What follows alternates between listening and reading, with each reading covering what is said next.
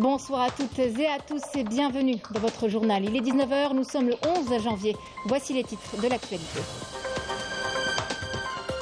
À l'occasion de la nouvelle année à Mézir, le président de la République, Abdelmadjid Tebboune, a adressé ses vœux à l'ensemble des Algériennes et Algériens à travers son compte Twitter.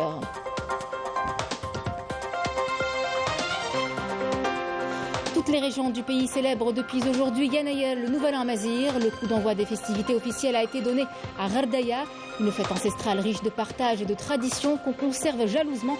Nous irons dans plusieurs localités du pays, une célébration pleine de symbolique.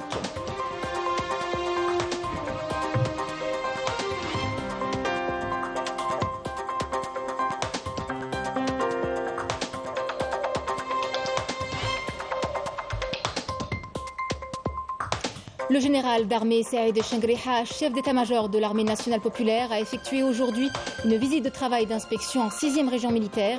Dans le cadre des visites régulières aux différentes régions militaires, le général d'armée a rappelé l'importance capitale que revêt cette région et a salué les résultats remarquables qui y sont enregistrés.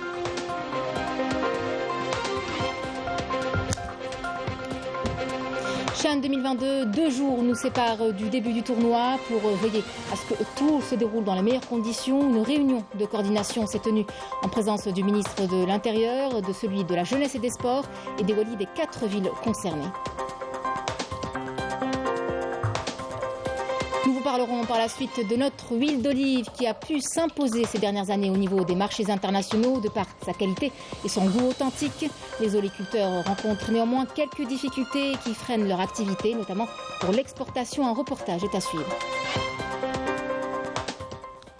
Mesdames, Messieurs, bienvenue à vous. À l'occasion de la nouvelle année à Mézir, le président de la République, Abdelmadjid Tebboune, a adressé ses vœux à l'ensemble des Algériennes et Algériens à travers son compte Twitter, souhaitant prospérité et grâce à notre pays, à toutes les Algériennes et Algériens. Assegues, Amegues, a conclu le président de la République dans son tweet. Vous le savez, toutes les régions, toutes les wilayas du pays célèbrent depuis aujourd'hui Yanayel, le nouvel an à Mézir, de 1973. Le coup d'envoi des festivités officielles a été donné à partir de Ghardaya aujourd'hui, sous le haut patronage du président de la République. Ghardaya qui accueillera la cérémonie de remise du prix du président de la République pour la littérature et la langue à Mézir dans sa 3e édition. Tout un programme de célébration a été établi. Démonstrations artistiques, expositions mettant en avant les traditions, le patrimoine et l'histoire de cette fête ancestrale. Malika Bellal. C'est avec des chants puisés du patrimoine culturel algérien interprétés par des enfants que le début des festivités officielles célébrant la nouvelle année à Mézir de 1973 a été annoncé à partir de Ghardaya sous le thème « Yanayel nous rassemble dans une Algérie unie et unifiée ». La wilaya de Ghardaya est sous le haut patronage du président de la République Abdelmadjid Tebboune, abrite les festivités du Nouvel An à Mézir et qui englobe la 3e édition de la cérémonie de remise du prix du président de la République pour la littérature et la langue à Mézir. La fête de Yanayel, à travers sa symbolique festive, renseigne sur l'enracinement de la culture nationale à travers l'histoire. Je tiens en présence des conseillers du président de la République à proclamer le lancement officiel des festivités du Nouvel An à Mézir et la cérémonie de remise du prix du président de la République pour la littérature et la langue amazighe.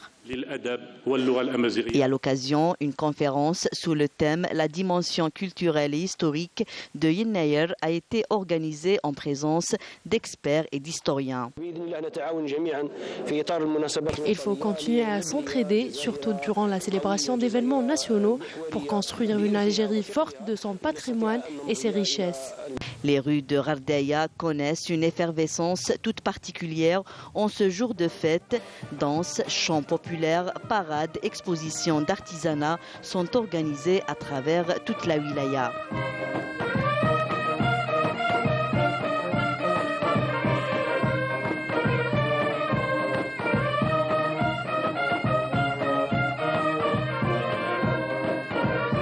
La célèbre place du marché accueille depuis ce matin une foule nombreuse venue des 4 coins du pays pour célébrer cet événement marqué par une fantasia locale et jalonné par plusieurs troupes consacrant l'histoire et l'identité amazighe.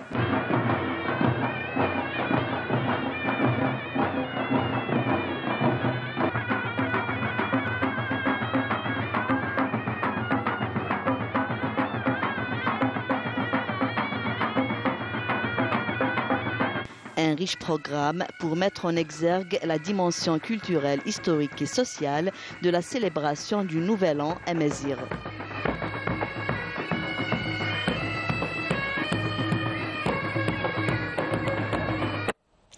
Dans l'activité parlementaire, le président de l'Assemblée populaire nationale, Brahim Bourali, a présidé aujourd'hui une réunion du bureau de l'Assemblée pour fixer l'agenda des travaux de la Chambre basse du Parlement. Le Premier ministre Ayman Ben Abdelrahman a présidé aujourd'hui une réunion du gouvernement lors de laquelle un avant-projet de loi relatif aux conditions et aux modalités d'octroi du foncier économique relevant du domaine privé de l'État et destiné à la réalisation de projets d'investissement, ainsi qu'un avant-projet de loi relatif à l'industrie cinématographique ont été examinés. Le gouvernement a par ailleurs entendu une communication conjointe des ministres des Affaires religieuses, de la Culture et de la Communication sur le programme des activités culturelles, religieuses et médiatiques à l'occasion du mois sacré de Ramadan. Enfin, le ministre des Travaux publics, de l'Hydraulique et des Infrastructures de base a présenté une communication sur le programme d'urgence pour la sécurisation de l'approvisionnement de la population en eau potable. Dans le cadre des visites régulières aux différentes régions militaires, le général d'armée Saïd Chengriha, chef d'état-major de l'armée nationale populaire, a effectué aujourd'hui une visite de travail et d'inspection en 6e région militaire. Cette visite intervient dans le cadre du suivi par le haut commandement de l'ANP du niveau de disponibilité opérationnelle des unités implantées au niveau de cette importante région, ainsi que des conditions de travail et des vies des personnes déployées à l'extrême sud de nos frontières. Yanis El Qassem.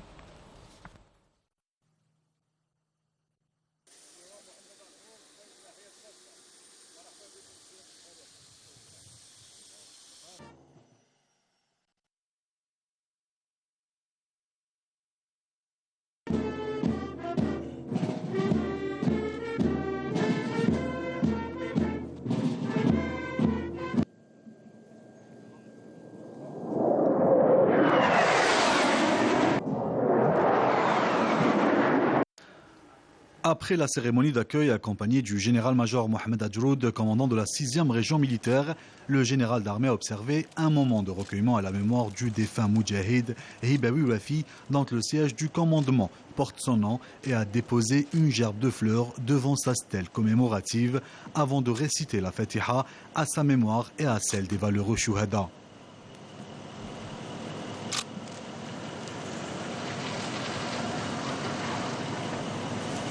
Lors de sa rencontre avec les cadres et les personnels de la 6e région militaire, le général d'armée a prononcé une allocution d'orientation dans laquelle il a rappelé l'importance capitale que revêt cette région militaire au regard de sa position stratégique hautement sensible. À ce titre, il a salué les résultats remarquables enregistrés au niveau de cette région et au niveau de l'ensemble des autres régions militaires dans le cadre de la lutte contre le terrorisme et le crime organisé sous toutes ses formes, ce qui a permis de lutter rigoureusement contre ces dangereux fléaux.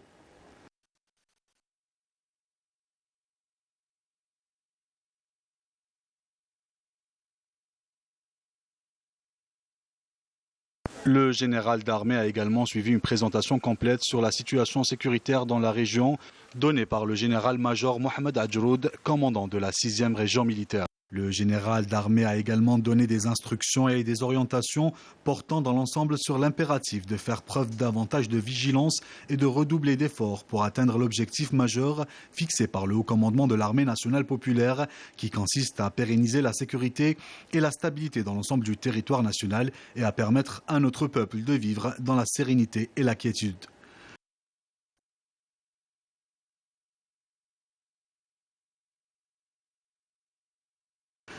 À l'issue, le général d'armée a effectué une visite au siège du comité d'état-major opérationnel conjoint, un mécanisme dédié à l'échange de renseignements et la coordination des actions de part et d'autre des frontières entre l'Algérie, la Mauritanie, le Mali et le Niger.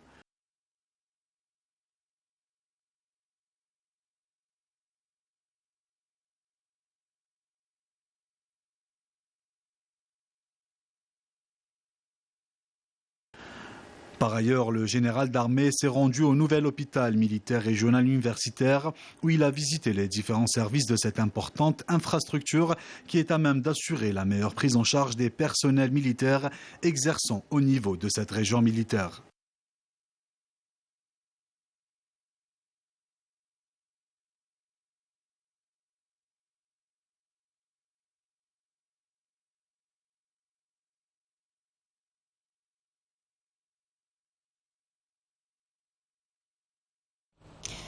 Nous ne sommes plus qu'à 2 jours du début du championnat d'Afrique des Nations. Pour veiller à ce que tout se déroule dans les meilleures conditions, le ministre de l'Intérieur, des collectivités locales et de l'aménagement du territoire, Brahim Merad, en présence du ministre de la Jeunesse et des Sports, Abdelrazak Sebgaeg, a présidé une réunion de coordination avec les Wali d'Alger, au rang Constantine et Annaba, concernés par cette compétition continentale. Yamina Saïdi.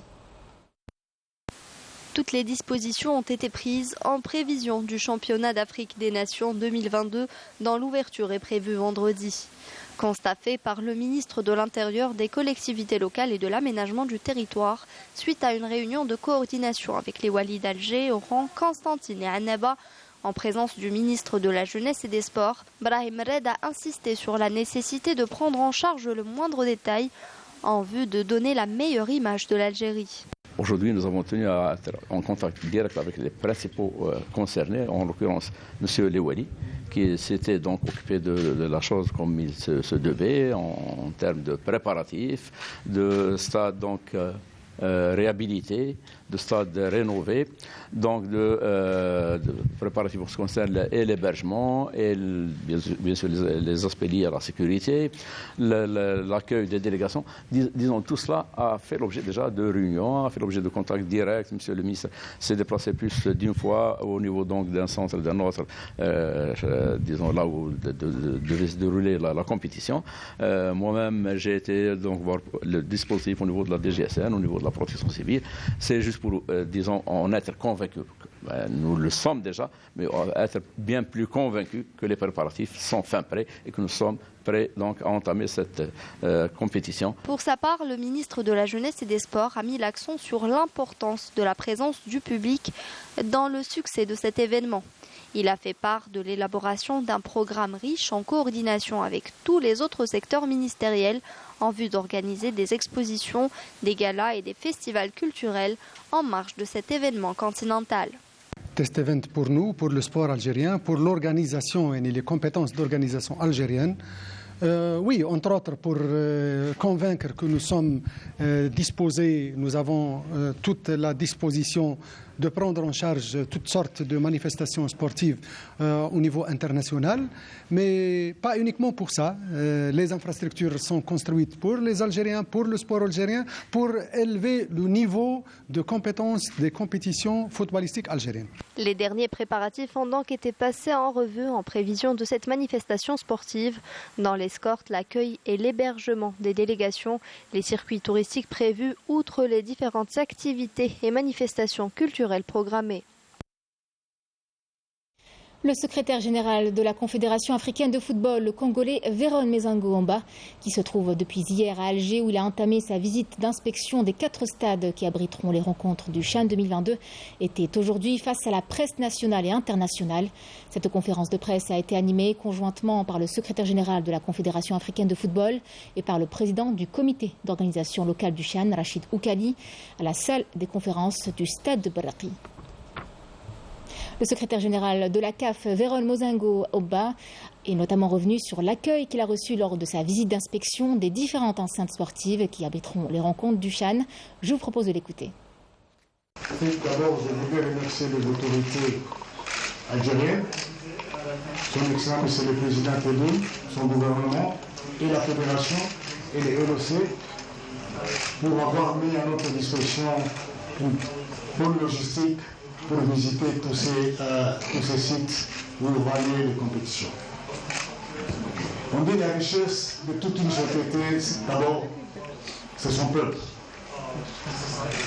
Partout où on est passé, le peuple algérien, ils attendent cet événement avec impatience, ils nous accueillent à bras ouverts, ils nous donnent des réponses dans toutes les questions, ils nous donnent presque tout ce qu'on leur demande pour que cette compétition se passe très bien. Dans une intervention, Rachid Oukali, le président du comité d'organisation locale du CHAN, a livré quelques noms de stars du football africain qui seront les invités de l'Algérie lors de la cérémonie d'ouverture vendredi 13 janvier. Écoutons-le, il est au micro de Riyad Belkhadim.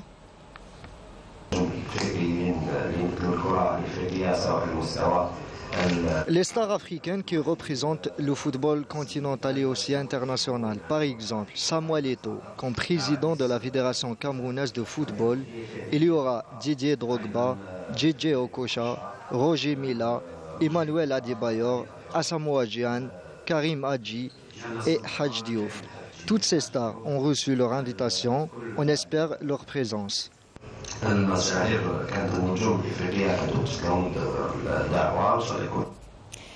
Les premières délégations qui participent à ce championnat d'Afrique des Nations sont arrivées aujourd'hui à Alger.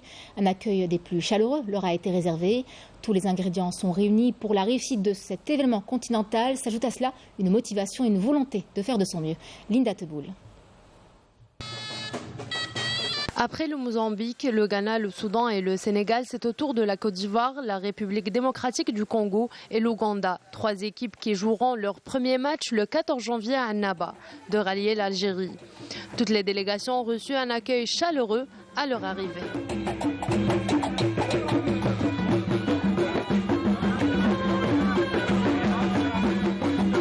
Nous venons d'arriver à Alger et nous avons été très bien accueillis.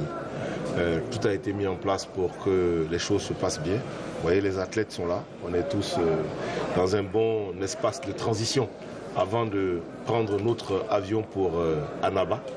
On est heureux d'être en terre algérienne et on souhaite en tout cas que ce soit une très belle compétition. Nous sommes bien arrivés, l'accueil s'est bien passé et nous sommes très contents, très heureux d'être encore sur cette terre algérienne.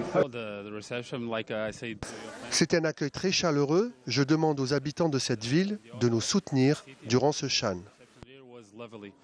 Ces nations qui participent à cette 7e édition ne comptent pas faire que de la figuration.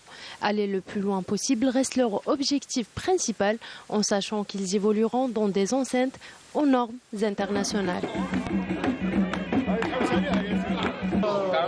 Les autres délégations continueront de rallier l'Algérie jusqu'au 17 du mois en cours.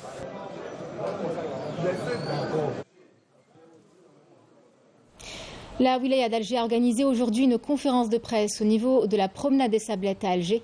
Elle est consacrée au programme tracé en coordination avec les directions concernées par l'encadrement et l'accompagnement de cet événement continental. Les services de la wilaya d'Alger ont réaffirmé que tous les moyens ont été mobilisés et toutes les facilitations accordées concernant la vente et le retrait des tickets, ainsi que le transport des supporters vers les stades. 120 bus de l'entreprise Etusa et 250 bus de transport d'étudiants sont mis à leur disposition à travers 8 points de ramassage. Relance industrielle cette année, 2 usines, l'une de transformation de verre et l'autre de tubrigaz de TBSA, la LTGT, reprendront leur activité, tous deux implantés dans la commune d'Elmo-la-Biode. Le ministre de l'Industrie, Ahmed Zardar, a précisé que son département œuvre à relancer leur activité durant l'année en cours, et cela malgré les difficultés déjà existantes. Yamina Saïdi. La relance des infrastructures économiques en difficulté, un nouveau défi à relever en 2023. Les plus grandes usines à l'arrêt peuvent désormais bénéficier de l'aide de l'État, à l'exemple de cette méga-usine spécialisée dans la production de tubes de gaz dans la commune de Elmo-la-Biode à Tébessa. Ce complexe produisait 80 000 tonnes par an de tubes et exportait sa production en Irak et en République tchèque. Depuis 2019, l'usine est à l'arrêt faute de disponibilité de matériaux, ce qui a induit à la mise au chômage technique de 157 ouvriers. Nous étions là, mais nous n'avions pas de travail à faire. Nous avons passé plus de 3 ans sans matière première, donc sans travailler. Des difficultés financières et des dettes importantes ont conduit à l'arrêt de notre activité. Pas très loin de ce complexe, une usine de transformation de verre qui compte 54 ouvriers avec une capacité de production de 200 tonnes par jour. L'usine de verre n'est jamais entrée en production. Nous remercions les pouvoirs publics pour leur soutien. Grâce à eux, nous avons réussi à trouver une solution temporaire à notre problème pour le lancement de ce projet. Booster le secteur de l'industrie et donner une nouvelle dynamique à l'investissement, notamment dans les zones frontalières, figure parmi les principaux objectifs des pouvoirs publics. Dans le cadre de la relance économique, nous avons décidé de relancer l'activité des 2 usines de transformation de verre et de tuberie gaz. Il faut savoir que l'usine produisait près de 60 000 tonnes de tubes en acier et accessoires d'attache et exportait un produit de haute qualité vers plusieurs pays. Après diagnostic des problèmes posés, ce dossier est prêt pour être examiné par le Premier ministre en vue de résoudre ces problèmes en 2023. Ces efforts s'inscrivent dans le cadre de la mise en œuvre des directives du président de la République visant à engager une dynamique de développement économique à travers le territoire national pour se libérer de la dépendance aux hydrocarbures, diversifier les sources de revenus et réduire la facture des importations. On s'intéresse à présent à l'huile d'olive, cet aliment qui suffit à ensoleiller vos recettes. La nôtre, celle d'Algérie, a pu s'imposer ces dernières années au niveau des marchés internationaux de par sa qualité et son goût authentique. Néanmoins, les oliculteurs rencontrent quelques difficultés qui freinent leur activité, notamment pour ce qui est de l'exportation. Le reportage est signé Yasmine Massoudi.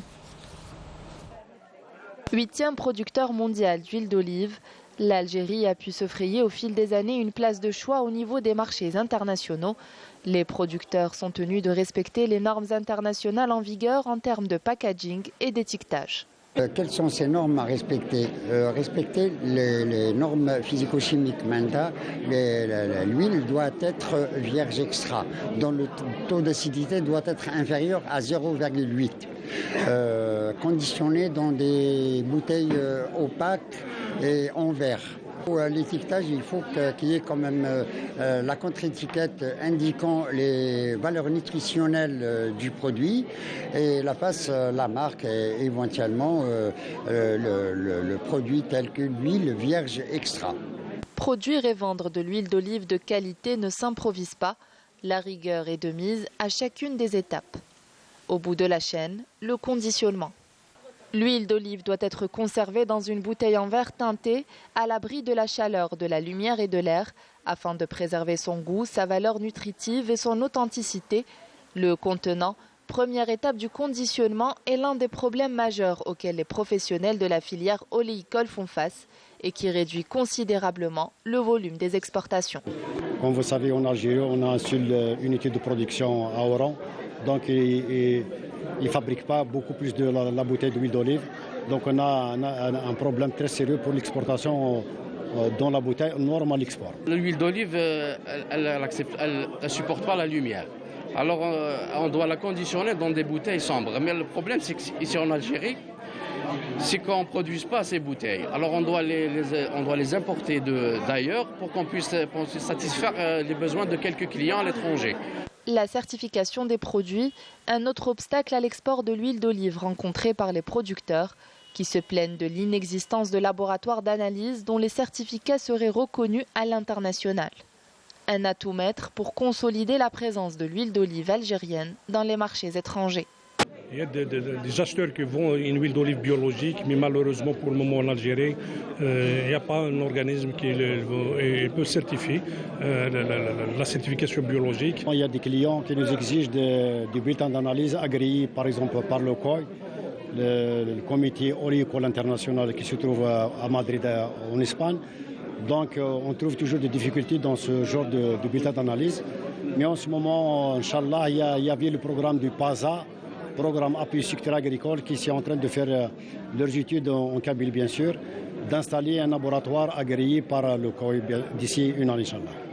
Durant l'année 2021, l'Algérie a exporté 600 000 litres d'huile d'olive vers 19 pays pour une valeur d'environ 2 millions de dollars. Un volume que le pays peut multiplier si les lacunes sont comblées et les entraves levées, avec une meilleure exploitation des atouts de cette filière. L'objectif est d'atteindre 100 exportateurs vers 50 pays étrangers, soit l'équivalent de 5 millions de dollars de recettes à l'horizon 2024.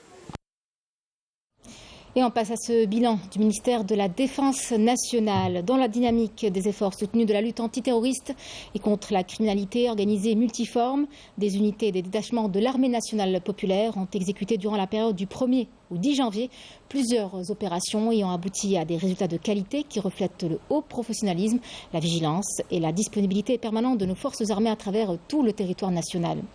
Dans le cadre de la lutte antiterroriste, des détachements combinés de l'ANP ont arrêté 13 éléments de soutien au groupe terroriste dans des opérations distinctes à travers le territoire national, tandis qu'une casemate et 10 bombes de confection artisanale ont été découvertes et détruites par d'autres détachements de l'ANP à Djelfa, Sétif, Boumardès et Tipaza.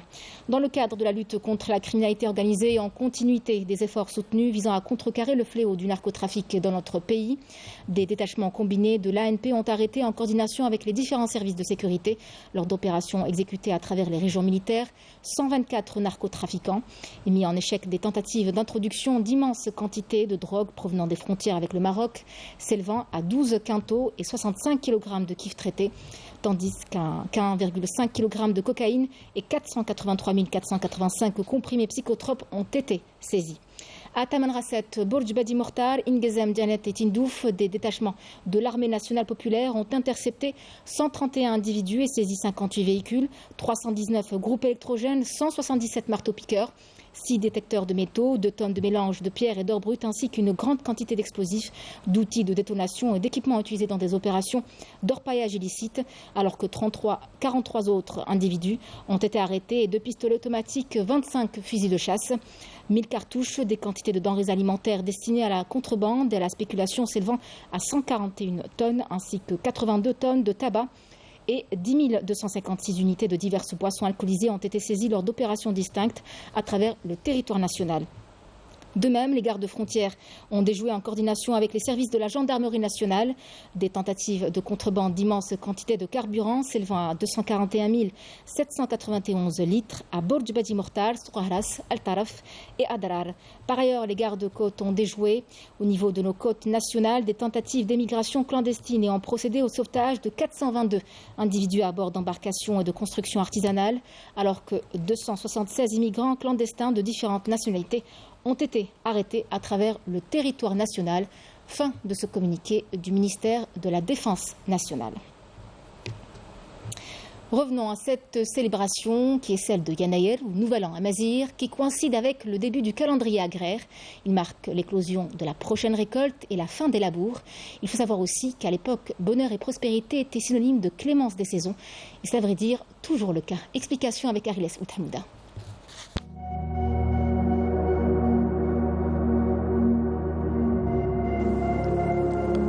Le calendrier agraire adapté à l'activité agricole locale, les dates y sont mentionnées avec précision, notamment avec des apports historiques dans un ordre spatio-temporel et chronologique. La pluie et le beau temps, les vents et les périodes de gel se relaient avec une exactitude sans commune mesure. Avec le temps et les siècles passants, les agriculteurs ont appris à faire confiance à ce calendrier conçu, vraisemblablement avec l'expérience acquise. Et c'est justement ce qui a été précisé lors de cette rencontre co-animée par le chercheur astrophysicien Grig Hassel et la conteuse Sihem Knouch. La liste des mois qu'on utilise, on a Yanaïr, Février, Mars, Avril, etc., etc. Ça, c'est les noms latins des mois. Mais en fait, on n'utilise pas que ce calendrier. Il y a d'autres computes qui sont utilisés dans le calendrier agraire en Algérie. Il y a le compute des mois. Il y a l'utilisation des mentions lunaires, il y a aussi l'utilisation des périodes, les périodes qui sont connues. Des fois, on entend autour de nous des vieux qui parlent de Smaïm, qui parlent de Ansra, qui parlent de Lieli. Ça, c'est des périodes qu'on peut aussi utiliser dans le compute. Le constat historique, c'est qu'on trouve ces noms déjà dans les vieilles mosaïques romaines ou byzantines qu'on trouve éparpillées en Algérie. Il y a aussi dans les proverbes populaires, on en trouve. Mais le plus important, c'est les documents, parce qu'on trouve des manuscrits complètement consacrés au calendrier agraire. Loin de son aspect festif, Yanaïr, c'est le rendez-vous annuel des populations pour faire le point sur les réserves de denrées alimentaires de l'année, les préparatifs des prochaines récoltes agricoles, mais elle donne également lieu à des actes de solidarité envers les couches défavorisées de la société. Et oui, Yennayer, c'est aussi une fête riche de partage, mais également de traditions qu'on conserve jalousement et qu'on perpétue au fil du temps. L'ambiance de cette célébration est sans surprise très festive et c'est dans 2 villages de Tizi Ouzou qu'on vous emmène ce soir. Les familles se réunissent autour d'un festin des plus copieux, une tradition censée apporter richesse et bénédiction à la famille tout au long de la nouvelle année. Faria Al-Hamdi. La fête du Nouvel An à Mazir est perpétuée ces dernières années dans une ambiance plurielle. Les associations, les comités du village et les institutions organisent des festivités pour marquer cet événement de manière grandiose. Nous avons eu la chance cette fois-ci de visiter le village Wurdja et Takhlijd, commune d'Abi Youssef. Un repas copieux est prévu pour Yennayer. Le plus souvent, il s'agit d'un couscous à base de volaille sacrifié spécialement pour l'occasion, parfois mélangé à de la viande séchée, et selon les régions, on retrouvera les fameux seksou avissar ou seksou seva et soufer. Ces plats et aliments symbolisent l'abondance de denrées que promet la nouvelle année, la richesse et la fertilité. Ces valeurs ont été préservées. Malgré le temps qui passe, Yennayer continue aujourd'hui encore d'être symbole de partage, de protection de l'environnement et de la nature. Chaque année, on prépare des festivités pour cette occasion. Yennayer, c'est comme une journée spéciale pour nous, parce que c'est une journée de notre passé, c'est notre histoire.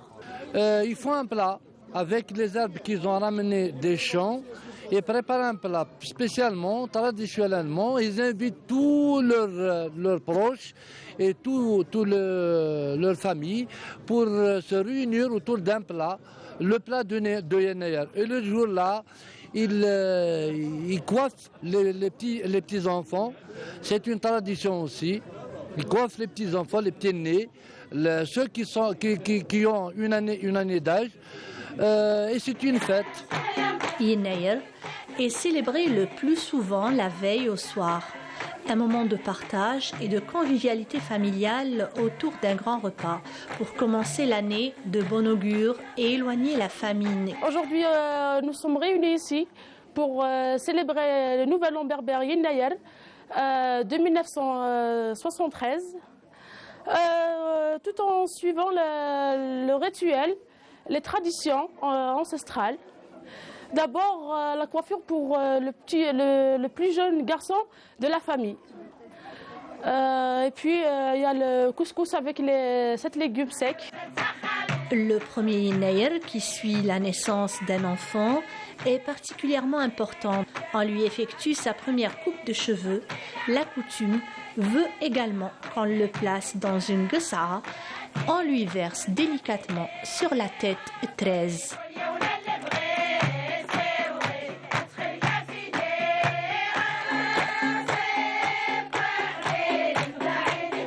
Le soleil entame sa remontée, les jours encore très froids se rallongent et instaurent l'espoir d'une meilleure année.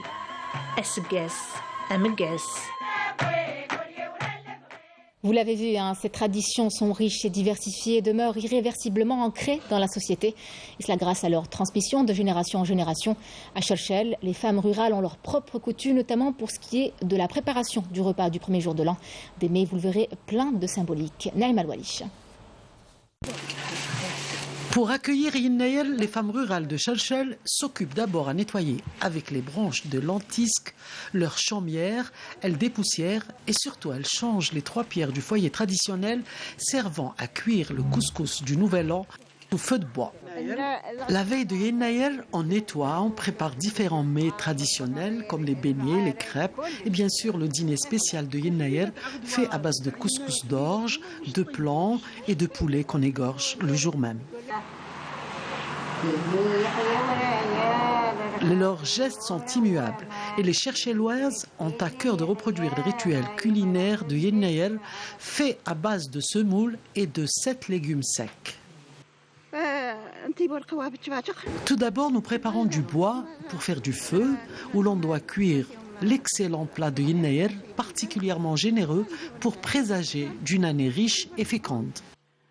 Mais encore, dans le Cherchelois, les femmes accueillent Yennayer avec des chants en cherchant la baraka chez les Sa pour que le nouvel an soit aussi pur que généreux. Les chants sont évidemment à l'honneur en ce nouvel an à Mazir. La Maison de la Culture Mouloud Mamri abrite le premier festival culturel du chant populaire féminin Ourar Nkhalef à Tizi Ouzou. Plus d'une douzaine de troupes y participent et interprètent des chants festifs. Un festival qui vise à préserver ce type de chant. D'ailleurs, une démarche est en cours pour l'inscrire au patrimoine immatériel de l'humanité de l'UNESCO. Reportage Samia Baroul. Ces femmes réunies ici interprètent Ourar Nkhalef, un chant féminin et un patrimoine à sauvegarder. Ces femmes chantent l'amour, la joie et l'espoir. L'Ourar Nkhalef ou le chant féminin de manière particulière avait peut-être son milieu naturel qui était la société traditionnelle. Allait-il survivre dans la société contemporaine ? Eh bien, si, il a survécu. Il a survécu grâce à des rencontres avec des techniques et des technologies, c'est-à-dire le disque, le phénomène radiophonique, maintenant le phénomène numérique, etc. Ourar Nkhalef a commencé dans une période où l'art était restreint et où les femmes aussi interprétaient des chants populaires. Entre elles, elles ne s'exposaient pas sur scène. L'importance de ce chant, un chant qui est en relation ou qui exprime des sentiments, des traditions, des valeurs, une histoire commune, une mémoire collective, des événements particuliers qui ont touché le pays, donc qui ont touché la femme d'une manière particulière. 2500 émissions ont été enregistrées de 1948 à 90 grâce au dévouement de Nkhalef. Après la Deuxième Guerre mondiale, il y a eu la création des programmes radiophoniques de la chaîne Kabyle. À ce moment-là, elles ont eu un studio, elles ont eu un espace, elles ont pu ramener d'autres femmes et il y a eu, j'allais dire, une espèce d'éclosion du phénomène. Ces femmes se sont investies pour la transmission et la préservation de ce patrimoine immatériel. Un festival a été lancé en l'honneur de ces troupes venues de différentes régions de la Kabylie et qui ont pris part pour interpréter Ourar, qui enveloppe toutes les formes d'expression. La forme d'expression pour elle, il y a l'eshouiq, l'ahiha, le islan, isli, etc. Tout ça, c'est des variantes de ce qu'on appelle la complainte et la chanson, j'allais dire, libre. C'est des airs a cappella, évidemment, etc. Il y a un projet d'inscription d'eshouiq comme patrimoine mondial de l'humanité qui est porté, bien entendu, par le ministère de la Culture à travers le CNRPH. Ce festival vient aussi pour rendre hommage aux pionnières du chant populaire féminin. Parmi les descendantes, Djida Famchtouhf. Ces grandes dames-là, moi j'ai vécu avec elles toute mon enfance, ce qui fait que je n'ai que de bons souvenirs d'abord. Et ces femmes-là exprimaient tout ce qu'elles ressentaient aussi bien dans les chouirs que dans les chansons. Laounissa, Layamina, Lazina, des chichettes qui ont créé Ourar Nkhalef en 1924. Un parcours de combattantes où ces femmes ont tout fait pour préserver ce patrimoine. Aujourd'hui, grâce à elles, les femmes se produisent sur les planches des salles de spectacle pour s'exprimer à travers cet art ancestral et joyeux. C'est ainsi que prend fin cette édition. Merci à vous de l'avoir suivi. Je vous souhaite une agréable soirée sur Canal Algérie. Assegas.